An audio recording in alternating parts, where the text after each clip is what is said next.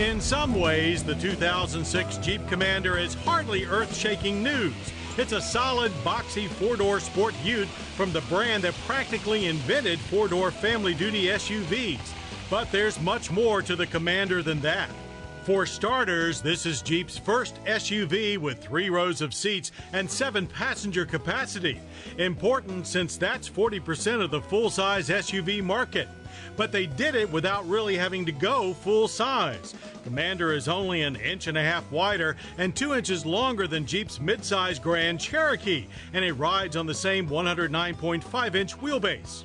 Much of this packaging feat is due to the boxy styling that favors the original four-door Cherokee of the 1980s and classic Jeep wagons of the 1950s. Inside the angular exterior is a high comfort cabin with a raised roof that can include command view skylights over the second row seats. Behind that 40-20-40 split second row is an easy access third row split bench. It's sized more for the kids, but it's not as tight as some rivals. Behind the third row, space is limited to 7.5 cubic feet.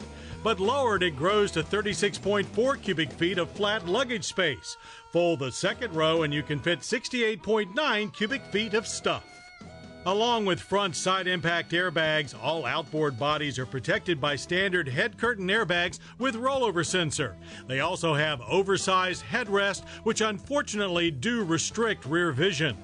Our loaded, limited-grade Test Commander featured leather-clad seats with heat and power adjustments, plus power-adjustable pedals, a 276-watt Boston Acoustics audio system with Sirius satellite radio and 6-disc CD changer, and automatic dual-zone climate controls. DVD-based navigation and a DVD entertainment system are available as options. Commander uses Jeep's pioneering and super stiff uniframe chassis, which consists of a box frame welded to a unibody. The suspension is a short, long-arm independent front and tough 5-link solid axle rear. The drivetrains are also pure Grand Cherokee.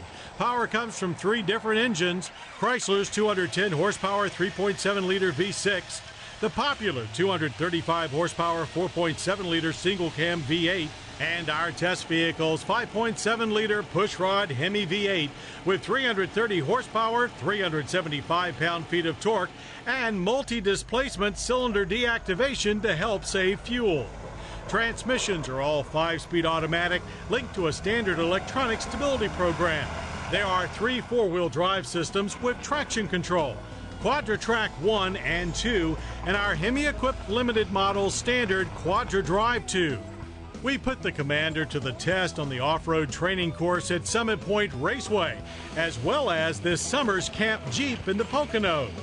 With 8.6 inches of ground clearance, long suspension travel, and Quadra-Drive's front, center, and rear electronic limited slip differentials, the Commander easily pulled through sand and mud and over large rocks and down trees. A more aggressive tire is definitely needed, however. The standard all-season radials lack bite in the soft stuff. The long rear overhang did touch down a few times, but a rear impact structure and available skid plates protected all vital components. Back on pavement, our Hemi Commander recorded a fine 0 to 60 time of 7.8 seconds. The quarter mile passed in 16 seconds at 87 miles per hour.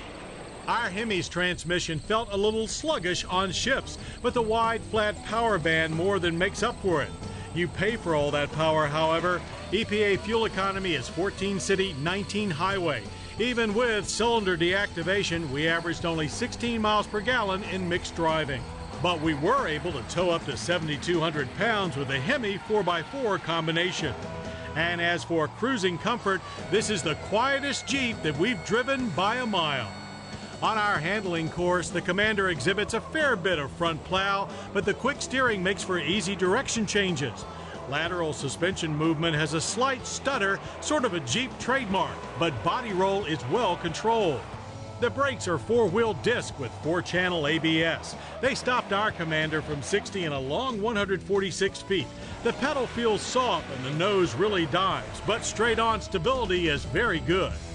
Prices for this plus-size Jeep start at $27,985 for a 4x2 V6. The 4x4 Commander starts at $29,985. Move up to the V8 Limited and pay $36,280 for the 4x2 and $38,900 for the 4x4. Jeep has built its reputation on vehicles that are seriously tough, yet also comfortable and practical. The 2006 Commander is all that, and with its 7-passenger seating, a whole lot more. Yes, it's a bigger Jeep for bigger families. It fills its niche well and without going overboard.